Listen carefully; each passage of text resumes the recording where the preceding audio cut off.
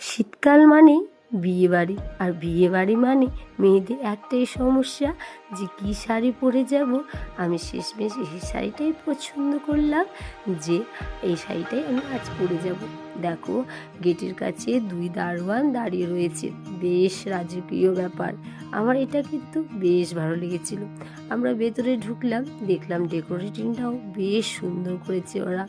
আর জানো তো, অনেক লোকের সমাগম, তাই দেখো প্রচণ্ড ভিড় রয়েছে।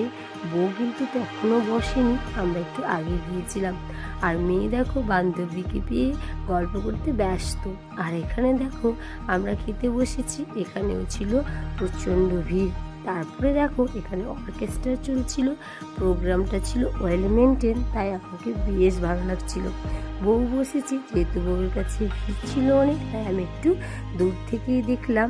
আর আমি বিয়ে বাড়ি গেলে পান আমাকে অবশ্যই খেতে হবে, পান খেতে আমার বেশ ভালো লাগে।